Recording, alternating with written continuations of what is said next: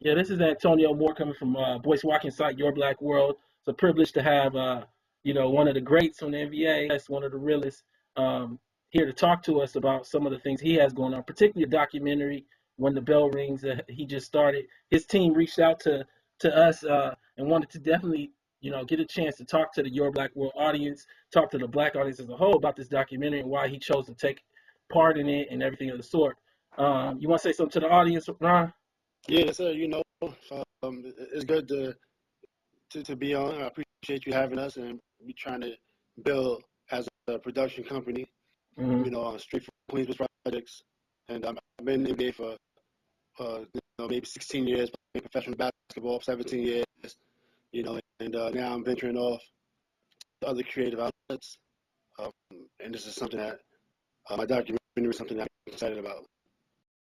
Yeah. And I really thought it was a powerful and an intriguing documentary, particularly even how the trailer was cut, because of how it takes part in a larger discussion around things that we're seeing right now, like Black Lives Matter and the role of African American men in their families and in their communities. And it to me was a journey of the disenfranchised through the escape of athletics, and and that applies not only to boxing, but to basketball, to football, to all the sports. And I guess I just want you to tell me a little bit about the piece and why you got involved. What drove you to talk about Dino, the story of Dino? Yeah, so when we did the documentary called When the Bell Rings, the talent in the documentary is Dino Wells. He was a former boxer, and when you look at his career, he had over 60-something wins. And when he retired, and then tried to get back into boxing at the age of 40. And most boxers that don't make the big bucks like Floyd Mayweather, they go through a lot, from not getting big checks to having to spend all that time training and then losing out on that family time. Then you lose out on that family time, and you have nothing to fall back on. If you Chicago's going through it heavy right now. Heavy. You're absolutely right. Chicago's going through it heavy, and if you look at, I visit San Quentin a lot, one of the biggest prisons in California, and I look at so many males that's in the prisons, and if I want to speak in more detail directly, I look at so many black males that's in the prisons. So now you look at all these fathers that's locked up, and who's raising these little children, the streets, and people who really don't care. So this streets and people who really don't care. So this documentary, it touched me from all sorts of angles and places, and I thought it was important that we put it out. Yeah. And so, we'll get into this later, but I did want a piece on all hip hop on that topic called The Conflicted Existence of African American Men, Rappers, Prison, and Unemployment. And we'll talk about that piece a little bit and in context of the documentary, because that's what really drew, like when I looked at the documentary, it felt like a parallel to my piece in so many ways. And when we talk about incarceration, so many people don't understand the dynamic. Like right now, today, there's 2 million Americans in prison, but almost half of them are black. But if you just looked at black men, there's more black men incarcerated than like 9 full countries that represent 2 billion people. But there's only 18 million black men, including adults and children. So that just tells you like that it's an insanely large problem. And and right now what I'll do is I'll pull up a chart just so everybody can see it on the screen, and then it's actually in the piece. A mess up that I am. I had to really dig deep into myself to find out who I am.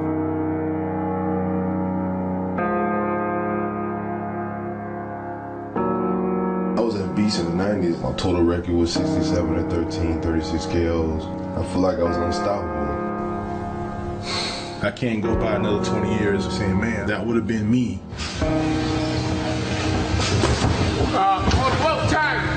I'm willing to die in the ring to get respect. I got nothing else to lose. My life ain't where I wanted to be anyway. Just really nervous right now. I hadn't seen him since he was 2 years old. This is gonna be real big for me because he's my youngest son. Hold on a second, bro. You gonna hit hard in the face again? Being a dad is not easy. Get your toys, get your candy and shit. You want me to jump for you that, but you can't read a paragraph to me? And look in that corner. What they call me to leave? Really drove for me right off the bat is the powerful personalization of failure. You have this moment where Dino says, "Why am I such a mess up?"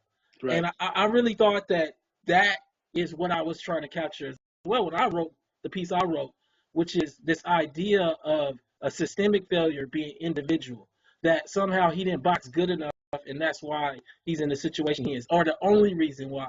And Right. I just wanted you to talk about that more, because you're on the other side of that. You're somebody who actually achieved the dream of some sorts. And Right. so, what do you think about how he personalized that, and how black men as a whole, like you talked about, how few actually make money boxing, but believe that they're supposed to make money boxing?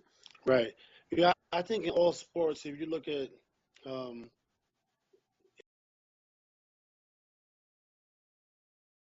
New Orleans, LA, or or Nashville, I guess Young Buck call it Cashville. And if you look at the the young boys trying to make it, and then they going through the system. Sometimes the system is not built for us, you know. So if you're going through a system that requires, a high level education, now what if you don't have a high level of education? Are they going to are they going to look in your background and say, okay, this kid grew up without his father and without his mother, so we're going to give him a pass? No, they're not going to do that, or they're going to say, this kid grew up in, a highly drug infested neighborhood, so we should give him a pass because it was the education, in his neighborhood. Nah, they're not going to do that. Mm-mm. The only people that's going to really look after those type of kids are us. You understand? So, in a sense, you need another system that cares about people as much as we do. Now, it's hard to be on your Martin Luther King or your Malcolm X because, in this day and age, sometimes the kids don't listen.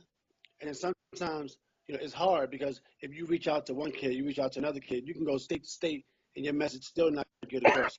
Yeah, In Chicago, that the gang it's a way of life, like a religion. So imagine me going to Chicago and saying, all y'all, I need to be out the gangs and focus on your family.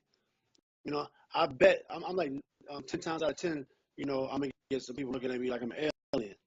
No, I agree. You It's know what I'm funny. saying? It's funny because I produced a doc on Freeway Rick Ross, and it was Right, on Al Jazeera this year. And he goes into the prisons as well. One of the things that he said is you got to meet people where they at.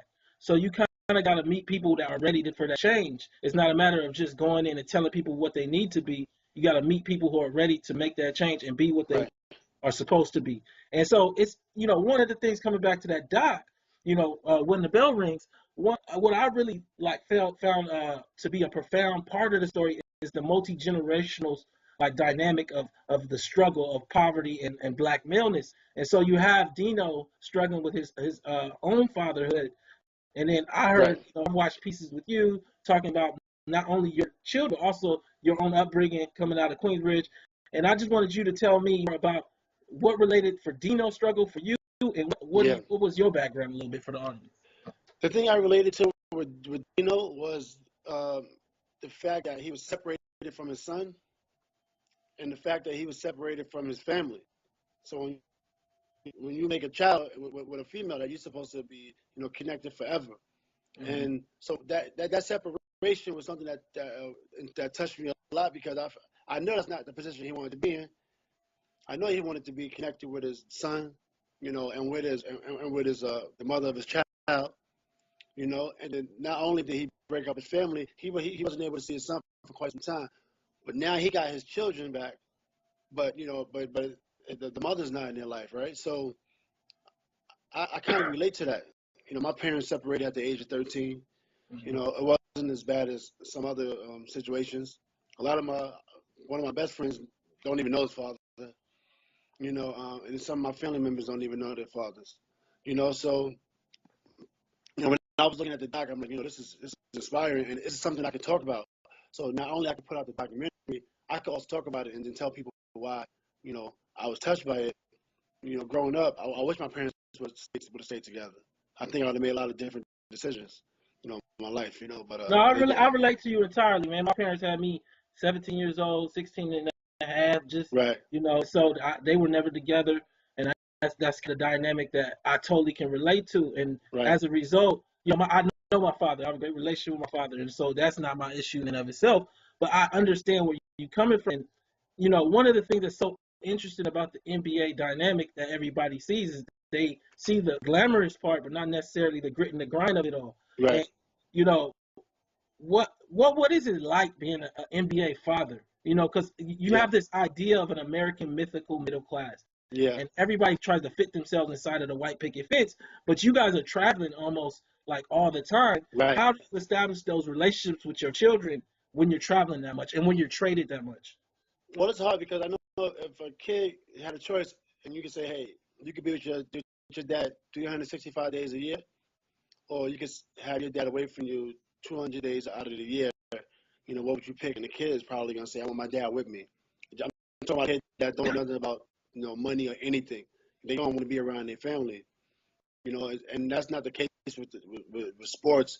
But then you have to figure out ways to develop those relationships with your family, and not everybody's good at that. That's why you see, half of the athletes divorced, and then we get, and then what another problem is that, we divorce the person that we were with, or we separate the person that was with us before, we had this kind of this fantasy world, because this is fantasy. It's not real.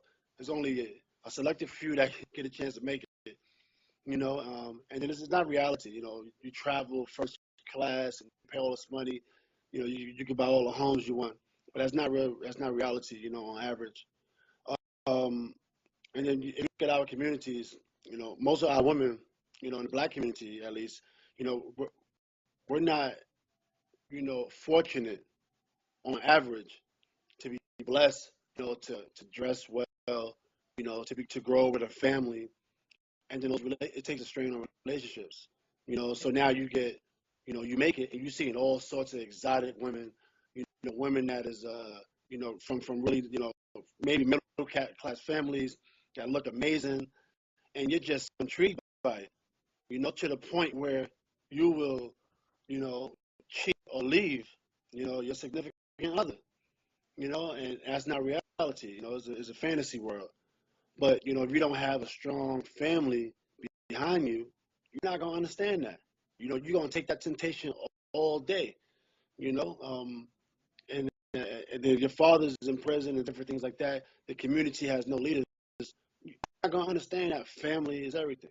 Yeah, and so what I wanted to put up again another powerful part of the documentary. It's about a 10-second part of it where you see Dino actually struggling to define himself as a father, and the child is whipping him back, and he's struggling with telling the child stand in the corner. Yeah. And so it's this interesting dynamic when you grow up in this fractured kind of way where you forget that your father is just Jerome or just Charles. He's not your particularly. He wasn't born to be your.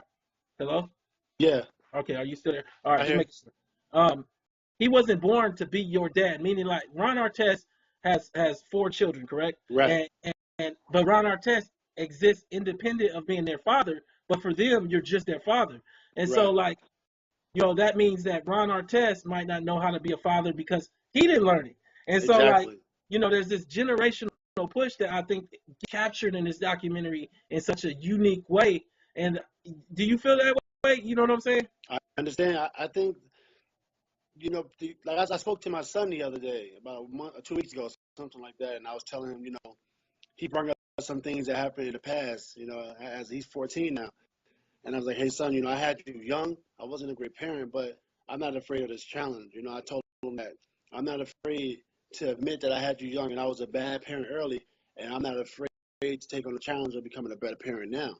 And for me, being a bad parent back then is really not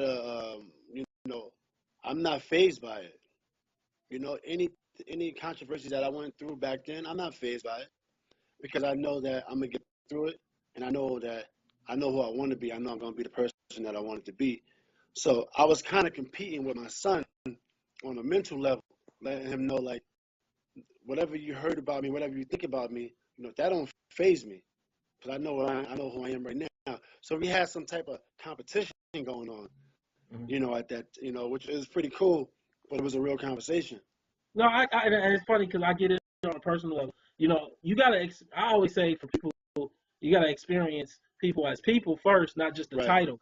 and whether it be grandma is Hattie first, or grandma, Yeah. and so like experience that person for the person, and then understand that they might not have had the resources that you have. So like you have this son, and he has a PA father, and Ron didn't have that. And that's not to say that as a result that you don't expect for somebody to like be that father figure, but to step back and understand that the world is like operated outside of yourself. You have to be a Right. little bit more selfless. And it's a trip because I look at this documentary and I look at the parallels. And let me say this before I go forward. I actually to say this: is this the son that's at Beverly Hills? Because it's my job to do a little research. Yeah. Yeah, he balling I out now. actually. Oh yeah. Right? So I got two sons. One's at Palisades High School, and then my other son goes to Beverly Hills High School. And which is crazy. I got a son in Beverly Hills High School, but yeah, this is my son at Palisades. So I had three with my ex-wife, then I had one with another lady. So my son with another lady, we had some conversation going on. But they both play ball. They both pretty good. Yeah, I'm They gonna pull both up do the well. LA Times article right now. I Oh really, yeah, it's always a proud moment when you get a chance to, see your son in the Times and everything. And that's one of the yeah, things that's really happening with the NBA right now that's so profound. And one of the examples is the Curry family, where you're seeing this generational example of black fatherhood that didn't exist prior. You see right, that with the Curry father family. You see that with Shaq. You're seeing it, Andre Iguodala, Dwayne Wade, LeBron James. Only one that doesn't have sons is Cole. right, But right. everybody has these sons that are at AAU, and it's a profound and a touching moment for Black America to get a contrast the image to the incarceration visual that everybody is normally experiencing, and to kind of be a little bit more hopeful. You know what I'm saying? Yeah, yeah, absolutely. I think it's good to see that. People with their sons. I mean, it took a while. But Yeah. but I think you've seen. Like Jordan was around his father a lot. That was pretty cool. And Jordan's father and Jordan's mother was always in his life early on in his career, which was great. I think that was something to be inspired by. Yeah, and so coming back to boxing, and whenever you talk about boxing, you can't not talk about Ali. Oh And, yeah, and so when you look at Dino's story, and you look at this man that's 40 years old that's still trying to box, like what do you see? Is it inspirational, or is it, man, you need to stop trying to box and turn your life around? What do you see there on a level as an athlete that we right. not? I think I mean if all Dino knows is boxing, that's all he knows, right? So if that's all you know is boxing, how are you going to get into boxing promoting, or how are you going to get into doing movies, or how are you going to get into maybe starting a hedge fund? You Mhm. know, all these things are, businesses that exist. But if you don't know any other avenues that exist, what are you going to do? You're going to box, and then what do you do after boxing? Oh, you might not know, or you might come across some cool ideas, and then how are you going to execute those ideas if you don't have the experience? Then you find yourself in a tough situation. And, those are the type of things that only somebody who care about the people, that is from where you're from, whether I could be from New York and I feel the same way about somebody from Far Rock, um, whereas if there was somebody from New Orleans, because we from the streets. No, I feel you, and it's funny because, like, coming back to it, like I did this piece, and I'm gonna pull it up. Just the image of it's called "The Conflicted Existence of African American Men: Rap, Sports, Prison, and Unemployment." And there's just one little section that I kind of want to share that really captures that same essence of what you're saying. So behind this sports image, working class black men pressure themselves to make it in ways not seen prior, creating alter egos that could be framed in the light of a superhero, Right, forming fanciful places where they become rappers or basketball players instead of everyday fathers or workers at the corner store. All this while even the corner store isn't giving them full-time work. To live in such a world of delusion is so very different than the America experienced by everyone else. That world is full of normal teachers, secretaries, and everyday people. Instead, this is a world where our poorest pressure themselves to become millionaires or right, bust, ignoring the fact that while money multiplies, it does not appear out of thin air. And so, like, there's this interesting pressure where black men exist between this large looming reality of mass incarceration and this presentation of entertainment, not just sports entertainment from Empire to the NBA. And right, and what do you, I guess, what do you hope to accomplish with this documentary to right. help people kind of see through that imagery a little bit more. Well, it's two things with your statement. With the documentary, I want people to, to see a father on the comeback. If you're getting out of prison, you should be watching this film. If you're in the streets right now, you should be watching this film and focused on the relationship between the father and the son, father and his child. As far as as far as a black athlete or black kid making it from the streets to the NBA or from the streets to jail, you got to have a balance. And I think in the streets there's no balance. Mm-hmm. It's some families where you can see to have balance, like you mentioned, a corner store worker or a teacher. That's why, for me, I used to be Baptist. I converted to Buddhism because for me, it was no balance in my beliefs, in my faith. And in the world, there's no balance. You got Christians and Muslims fighting. So I always wanted to find my inner peace, and I want to be comfortable and happy. Like I don't want to have to buy a Bentley to feel confident. I drive a Prius, and I could drive my Prius, in Beverly Hills if I wanted to, and I have that balance. Whereas some people don't feel comfortable walking out the house with jewelry on, or walking out the house, or driving. Our boxing when it comes to the freedom of your people. So everything I'm doing, if it means hitchhike tomorrow, if it means be raggedy, if it means look for a job, I'll be happy because I can go to bed, my conscience is clear, and I didn't sell out or trade my people just because I could be rich in Hollywood with a yacht out here on that could be my yacht right there. Imagine it's valued at $200,000, but I wouldn't want that damn yacht if I couldn't go back over in the black neighborhood and protest a black woman being raped. The hell with the yacht, the hell with the championship. So I want the people to know this, you understand? The Muslims, they're not. But Ali, in that clip that we just watched, is really talking about what's the point of having that $200,000 yacht if I can't be around my people? I don't need a $200,000 yacht. And so that's kind of what the clip is really like showing, and like the balance of personal value. The idea that you get your value from inside rather than outside external things, right? Is that what we're speaking to?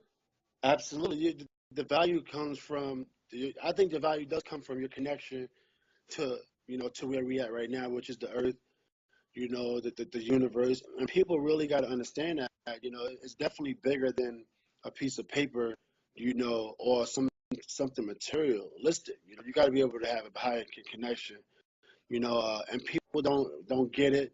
They think you're crazy when you talk like that. If I say I'm connected, to the universe, people start looking at me like I'm crazy.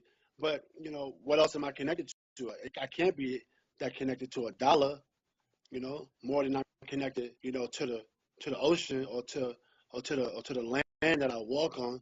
You understand? And that's that peace. That's that real value.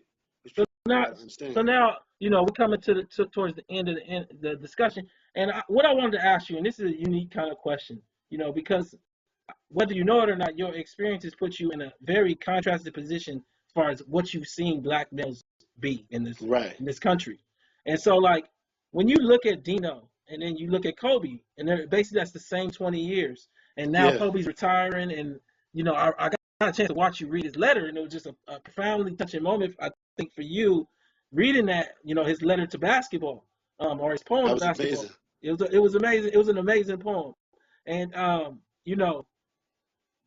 what's the visual you think that Kobe gives, like as Kobe gives young black males over that same period, that when we contrast that to Dino?